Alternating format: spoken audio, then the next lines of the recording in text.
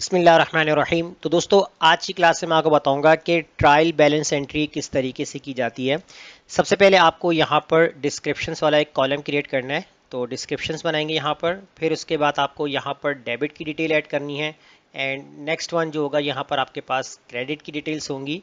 और उसके बाद फिर हम यहाँ पर ऐड करेंगे टाइप्स। अब ये टाइप्स क्या चीज़ है, ये भी हम आगे डिस्कस करेंगे। तो मैं यहाँ पर साइज़ को इंक्रीज़ कर लेता हूँ।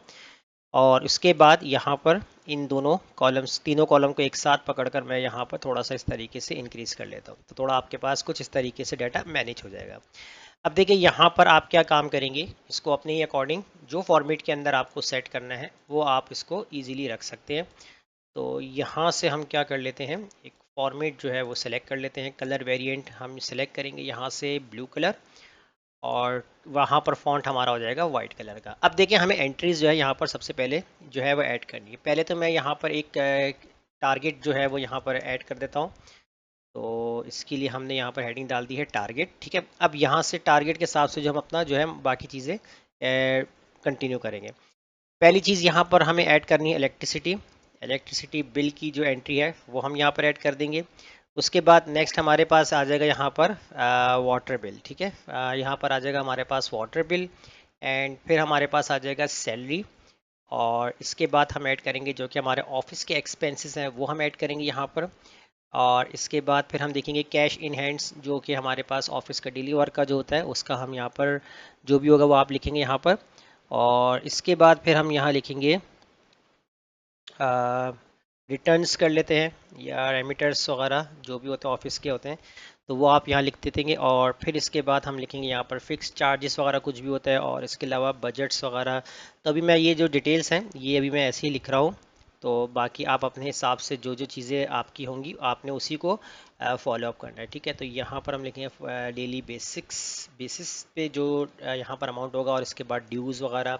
तो अभी कुछ ही यहाँ पर डिटेल्स जो है मैंने इस तरीके से ऐड कर दिए।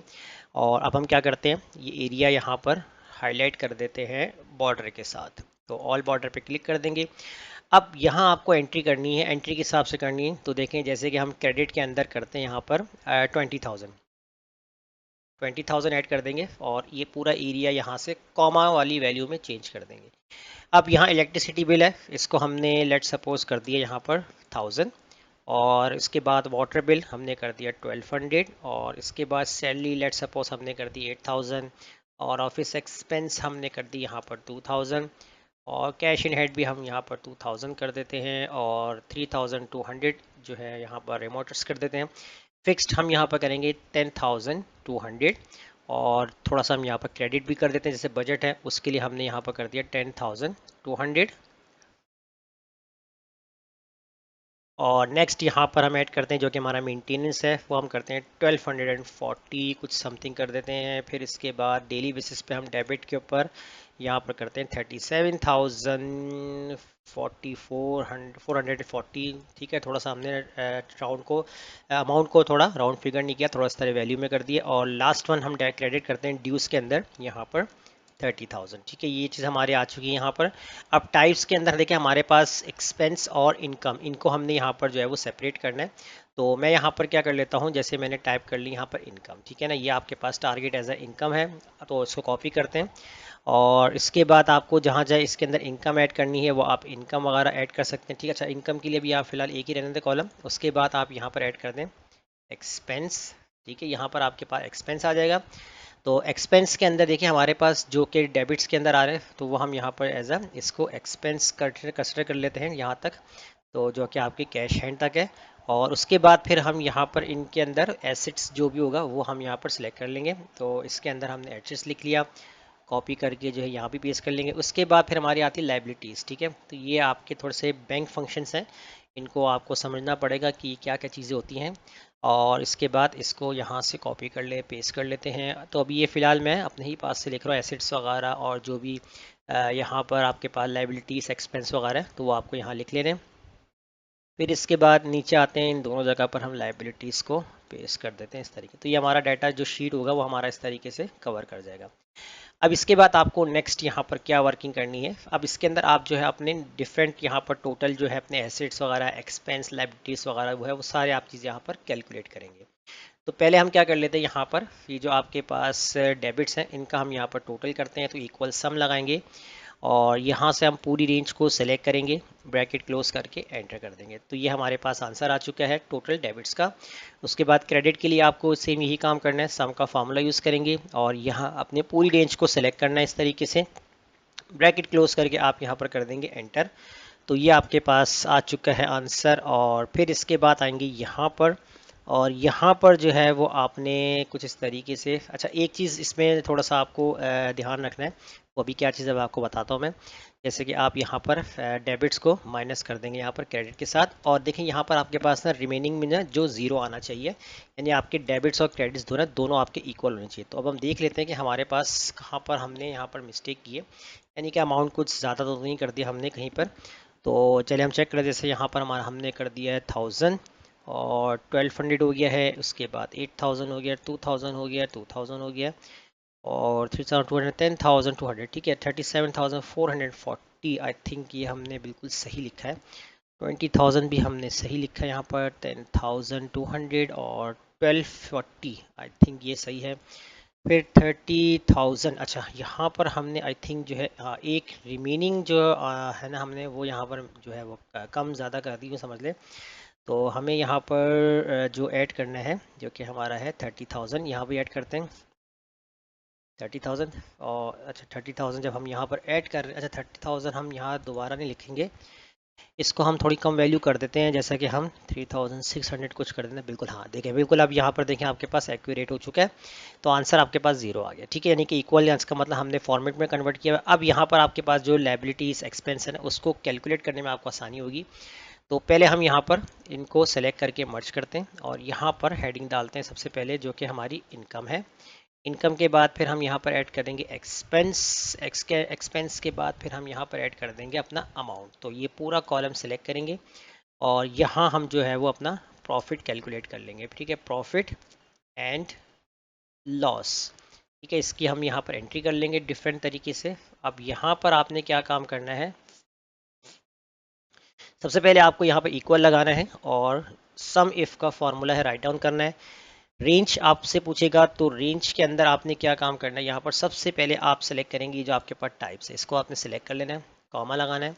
और यहाँ पर क्राइटेरिया के लिए आप यहाँ पर ये वाला सेल सेलेक्ट करेंगे, कॉमा। और उसके बाद सम रेंज के लिए आपको यहाँ पर क्या काम करना है, तो आप सबसे पहले ये जो आपके पास ये वाला एरिया ना, आपने इसको सेलेक्ट कर लेना है, ठीक है। अच्छा यहाँ पर मैं क्या कर लेता हूँ, इसको सेलेक्ट करूँगा यहाँ से G6 से सेलेक्ट कर लेता हूँ, यहाँ से ये आपके पास आ जाएगा।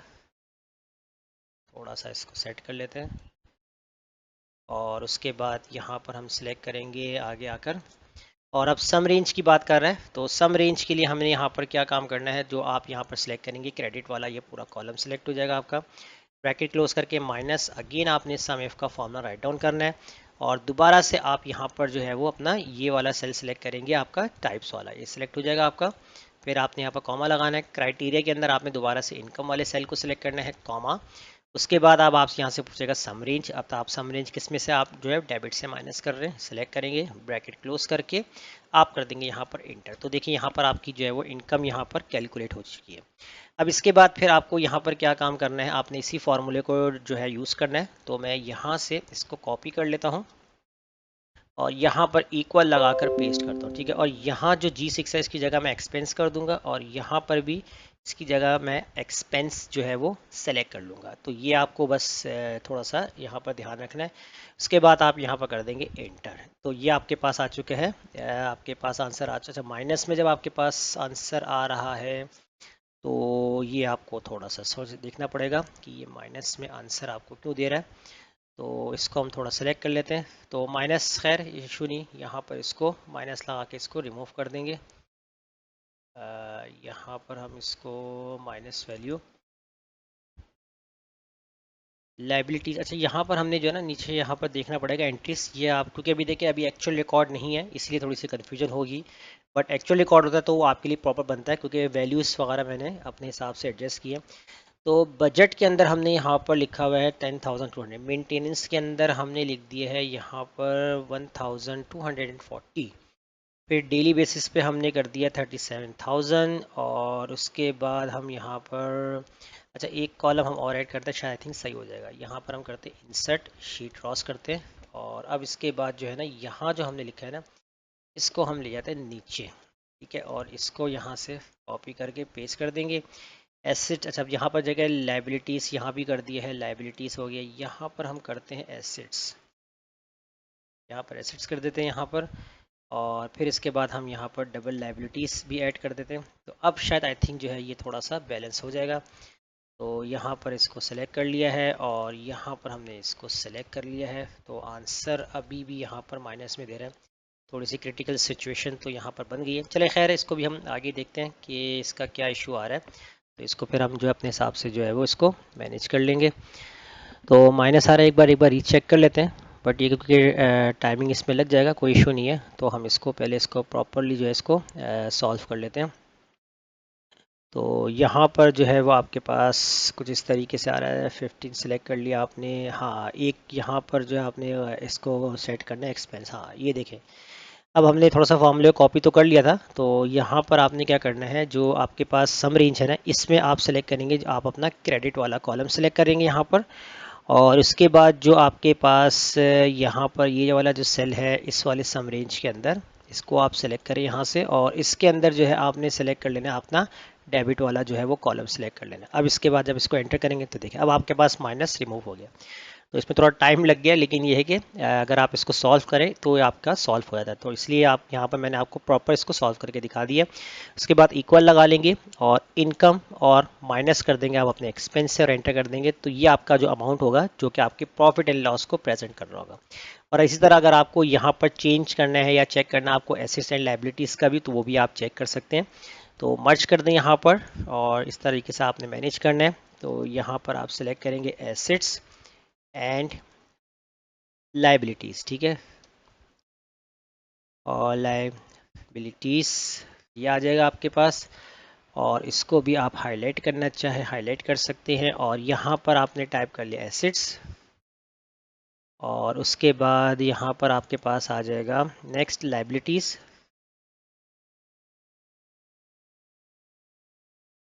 और लास्ट वन यहाँ पर आ जाएगा आपके पास अमाउंट।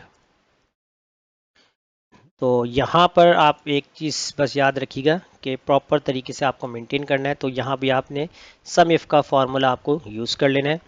रेंज जो है वो आप सेलेक्ट करेंगे, यहाँ पर जो सबसे पहले आपने सेलेक्ट करना है वो है आपके पास आपकी टाइप्स। तो आपने सेलेक्ट कर लिया रेंज, कॉमा लगा देंगे, क्राइटेरिया के अंदर देंगे एसिड वाला सेल, कॉमा, सम रेंज के अंदर जो है वो आपने सेलेक्ट करना है यहाँ पर अपना डेबिट वाला कॉलम, इसको सेलेक्ट करेंगे। उसके बाद ब्रैकेट क्लोज माइनस, फिर आपने यहाँ पर सम इफ का फॉर्मूला यूज़ करना है। रेंज आपसे पूछ रहा है यहाँ पर, तो आपने सेलेक्ट किया यहाँ पर टाइप वाला कॉलम, कॉमा लगाया, क्राइटेरिया के अंदर आप देंगे ये एसिड वाला सेल, कॉमा, और उसके बाद फिर आप यहाँ पर जो सेलेक्ट करेंगे जो कि आपका सम रेंज है, उसके अंदर आपने यहाँ पर अपना क्रेडिट वाला कॉलम सेलेक्ट कर लेना है, ब्रैकेट क्लोज करके एंटर कर देंगे। इस तरह सेम आपने लाइबिलिटी के अंदर काम करना है। अब यहाँ पर लाइबिलिटी के अंदर फॉर्मूला कॉपी नहीं करते हैं, इसको हम यहाँ डायरेक्टली अप्लाई करते हैं इसको स्टेप बाय स्टेप। रेंज यहाँ भी आपने सबसे पहले टाइप्स को सिलेक्ट करना है, कॉमा लगाएंगे, क्राइटेरिया आपसे पूछ रहा है तो लाइबिलिटी वाले सेल को सिलेक्ट करेंगे, कॉमा। अब सम रेंज की बात कर रहे हैं यहाँ पर, तो सम रेंज के अंदर अब आप यहाँ पर पहले क्रेडिट वाला कॉलम सेलेक्ट करेंगे, उसके बाद ब्रैकेट क्लोज माइनस करेंगे, दोबारा आपने यहाँ पर सम इफ का फॉर्मूला यूज़ कर लेना है। रेंज आपसे पूछेगा दोबारा, तो आपने टाइप्स वाला पूरा कॉलम सेलेक्ट करना है, कॉमा, और क्राइटेरिया के अंदर लाइबिलिटीज़, कॉमा, और सम रेंज के अंदर जो आप यहाँ पर अब जो आपने सेलेक्ट करना है ना, वो अब आप सेलेक्ट करेंगे अपना डेबिट वाला कॉलम, ब्रैकेट क्लोज कर देंगे और एंटर कर देंगे। तो देखिए आपके पास यहाँ पर लाइबिलिटीज़ और जो एसेट्स है दोनों का आंसर आपके पास सेम आ रहा होगा। और अमाउंट निकालना है तो सिंपली आप इक्वल लगाएंगे यहाँ पर, और जो आपके एसेट्स होंगे माइनस कर देंगे यहाँ पर आप अपने लाइबिलिटीज़ से और एंटर कर देंगे, तो आपके पास यहाँ पर आंसर निकल आएगा। तो इस तरीके से आप अपनी एक ट्रायल बैलेंस शीट बना सकते हैं। यहाँ आपको थोड़ा समझाने में टाइम लगा है क्योंकि इसके अंदर एक्चुअल रिकॉर्ड नहीं था।